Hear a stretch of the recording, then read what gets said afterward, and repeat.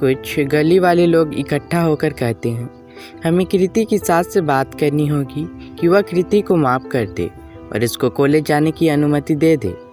तभी एक औरत कहती है, मेरी बेटी भी हॉकी खेलती है, वह भी अपनी ज़िंदगी में कुछ करना चाहती है। अगर कल को हम उसकी शादी कर दें और उसके ससुराल वाले भी उसे इसी प्रकार सजा दे तो कोई भी माँ बाप अपने बच्चों को ऐसे देख सकता है क्या? तुम सब सोचो कि कृति हमारी बेटी है और हमारी बेटी पर अत्याचार हो रहा है, तो क्या आप लोग इसको सहन करोगे? सभी ने कहा नहीं। तभी एक औरत कहती है, सब चलो कृति के घर, हम कृति के सास को समझाएंगे। कुछ देर बाद गली की सभी औरतें कृति के सास के पास जाने लगीं। कृति पानी ला लाकर पूरी थक चुकी थी। कृति पानी लाते लाते ही रास्ते में बेहोश हो गई। कृति को बेहोश होते देख सभी औरतें तुरंत आ गई और कृति को उठाकर कृति को उनके घर ले गई। अभिनव कहता है, क्या हुआ कृति को? तभी एक औरत कहती है, कैसे पति हो तुम? तुम्हारी पत्नी के साथ अत्याचार हो रहा है और तुम देखे जा रहे हो। तुमने शादी के वक्त साथ जीने मरने का और हर काम में अपनी बीवी का साथ दूंगा ऐसी कसम खाई थी कि नहीं? अभिनव कहता है, खाई थी। एक औरत कहती है, अब कसम निभाने की बात आई तो तुम मुकर गए। अगर तुम भी इसका साथ नहीं दोगे तो कौन देगा? क्या तुमको पता नहीं कि ये लड़की तुम पर भरोसा करके आई है, तुम्हारे साथ अपने माँ बाप को छोड़कर आई है? माँ बाप को छोड़ने का दुख तुम मर्द क्या जानोगे? अभिनव जल्दी से डॉक्टर को फ़ोन करता है और डॉक्टर को बुला लेता है। डॉक्टर कृति को चेक करता है और कहता है, इनकी ज़्यादा काम होने के कारण इनको चक्कर आ गया है। घबराने की कोई बात नहीं है, इनको जल्दी ही होश आ जाएगा। अब मैं चलता हूँ। अभिनव कहता है, थैंक यू डॉक्टर। कुछ देर बाद गली की सभी औरतें अभिनव की माँ के पास आती हैं और कहते हैं, देखिए बहन जी, बेटी तो घर की लक्ष्मी होती है, बहू भी घर की लक्ष्मी होती है। कोई अपनी ही घर की बहू के साथ ऐसा व्यवहार करता है क्या? एक लड़की अपने माता पिता को छोड़कर आती है और अपने पति के माता पिता को ही अपने माता पिता मान लेती है। उसमें उसकी क्या गलती है? क्या उसने आपसे कभी कोई बदतमीजी की? आपकी बात मानने से इनकार किया? नहीं ना, तो आप उसकी बातों को समझ क्यों नहीं पा रही हैं? अगर आपका बेटा हॉकी खेल रहा होता तो क्या आप उसको भी मना करती? हमारे ख्याल से तो नहीं करती। तो फिर आप अपने बेटे और बहू में इतना फ़र्क क्यों कर रही हैं? आपको लगता है आपके मेहमान वाले क्या कहेंगे? मेहमान को मारिए गोली। हम पड़ोसी वाले आपसे कुछ नहीं कह रहे हैं, तो मेहमान वालों की फिक्र क्यों करती हैं आप? आप सोचिए, आपकी बहू आसमानों को छुएगी तो आपको कैसा लगेगा?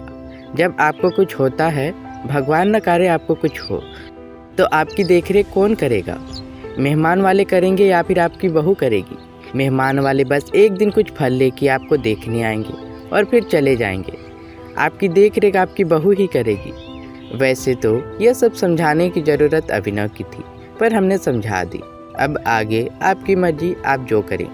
उसके बाद गली की सभी औरतें चली गईं। कुछ देर बाद कृति को जब होश आया तो देखती है कि अभिनव उसके पास बैठा रो रहा था। तभी कृति ने कहा, क्या हुआ आपको? आप रो क्यों रहे हैं? अभिनव कहता है, मुझे माफ़ कर दो कृति, मैं तुम्हारे लिए स्टैंड नहीं ले पाया। कृति कहती है, कोई बात नहीं, कोई भी अपने माँ बाप के खिलाफ नहीं जाता है।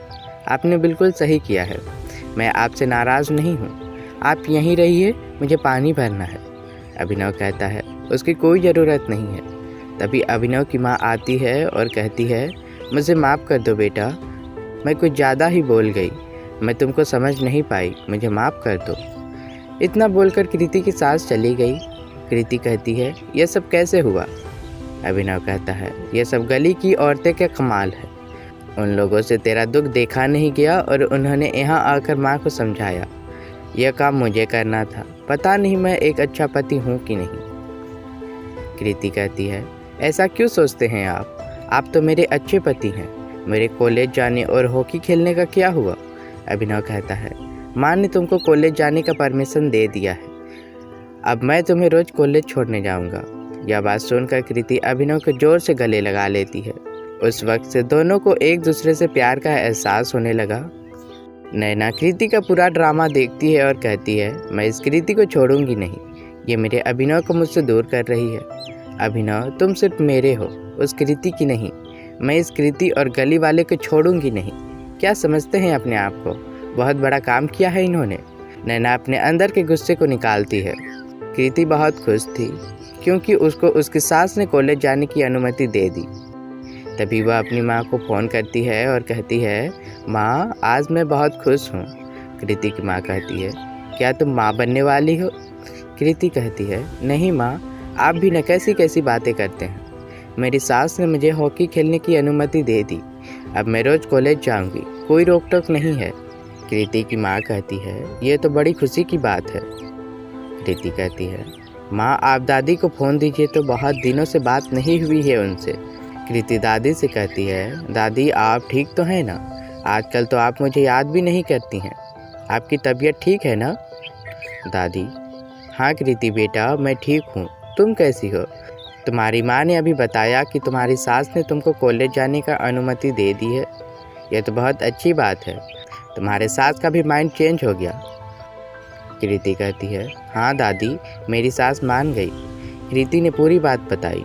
तभी दादी कहती है, कैसी सास पाई है तुमने?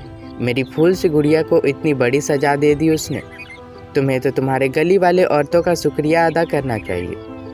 कृति कहती है, आप सही कह रही हैं दादी, मुझे उनका शुक्रिया अदा करना चाहिए। अच्छा दादी, अब मैं फ़ोन रखती हूँ, कल फिर कॉल करती हूँ। कुछ देर बाद कृति गोलू को बुलाकर कहती है, अगर तुम मेरा एक काम करोगे तो मैं तुम्हें चॉकलेट दूंगी। गोलू कृति की जेठानी के बेटे का नाम था। गोलू कहता है, कैसा काम? कृति कहती है, हमारे गली की जितनी भी औरतें हैं ना, उसे जाकर कहना कि आप सबको मेरी छोटी माँ बुला रही है।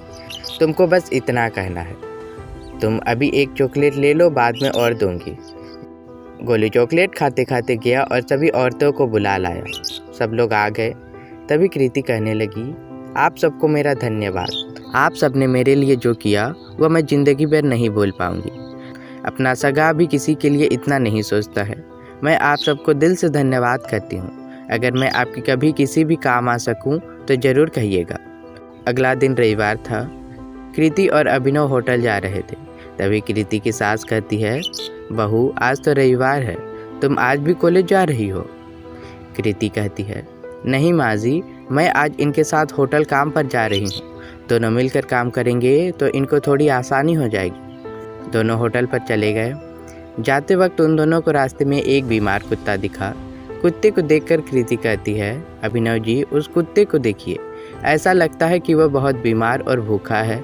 हमें उसे डॉक्टर को दिखाना चाहिए, बेचारे को कितनी तकलीफ हो रही होगी। कृति ने उस कुत्ते को उठाया और उसको डॉक्टर के पास ले गए। डॉक्टर के पास ले जाने के बाद डॉक्टर कहता है, अगर आपने इसे लाने में थोड़ी देर कर दी होती तो शायद मैं इसे नहीं बचा पाता। यह बहुत भूखा है। फिर डॉक्टर ने उस कुत्ते को खाने को दिया। डॉक्टर कहता है, मैंने इसको इंजेक्शन दे दिया है, अब मैं कुछ दवाइयाँ लिख कर दे रहा हूँ, आप इनको खाने में मिलाकर दे दीजिएगा। वे डॉक्टर के घर से निकल गए। निकलने के बाद अभिनव कहता है, अब हम इस कुत्ते को रखेंगे कहाँ? कृति कहती है, हम इसे अपने साथ घर ले जाएंगे, मुझे कुत्ते पसंद है, आप क्या कहते हैं?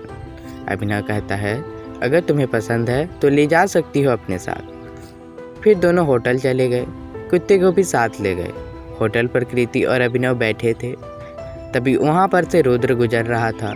तभी रुद्र ने कृति को होटल पर बैठे देखा तो रुद्र होटल पर मिठाई खरीदने के बहाने गया और कृति को कहने लगा, हे कृति, तुम यहाँ क्या कर रही हो? कृति कहती है, सर ये हमारा मिठाई का दुकान है, ये अभिनव जी हैं मेरे पति। अभिनव ये हमारे कॉलेज के पीटी टीचर हैं, रुद्र सर। रुद्र अभिनव से कहता है, हे अभिनव कैसे हो?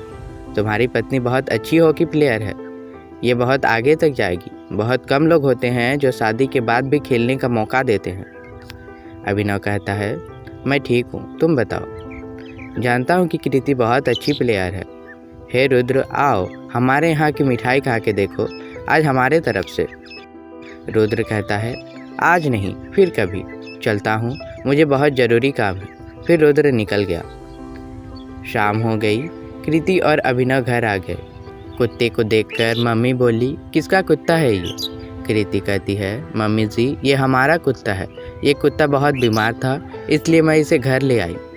अभिनव जानता था कि उसकी माँ घर में कुत्ता रखने नहीं देगी। अभिनव ने कहा, माँ, मैं लाया हूँ इस कुत्ते को। मुझे कुत्ते बहुत पसंद है ना, इसलिए मैंने कृति को कहा, कृति, हम इस कुत्ते को अपने साथ घर ले चलते हैं, और हम इसे घर ले आए। फिर दोनों ने कुत्ते को अपने रूम में ले गए। कृति कहती है, हम इसका नाम क्या रखेंगे? अभिनव कहता है, मोती कैसा रहेगा? कृति कहती है, मोती बहुत अच्छा नाम है, आज से तुम्हारा नाम मोती रहा। यह बोलकर कृति ने कुत्ते को प्यार से सहलाया। इधर नैना कृति और अभिनव की शादी तोड़ने की साजिश रचने लगी। नैना सोचती है, इन गली वाली औरतों ने मेरा बना बनाया काम बिगाड़ा है, इन सब का तो कुछ करना पड़ेगा। कुछ देर बाद नैना किसी को फ़ोन करती है और कहती है, काम हो जाना चाहिए। तभी कृति नैना को किसी से बात करते हुए सुन लेती है। कृति सोचती है, ये नैना इतनी रात को किससे कह रही है कि काम हो जाना चाहिए। कृति को कुछ समझ नहीं आया तो वह वहाँ से चली गई। सुबह को कृति सोकर उठी तो उसको बाहर बहुत हल्ला सुनाई देने लगा।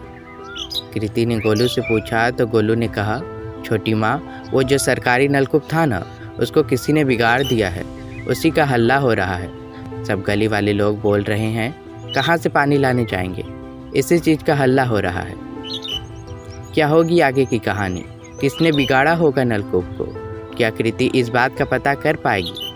जानने के लिए सुनते रहिए मैंने प्यार क्यों किया, सिर्फ मेरे चैनल पर।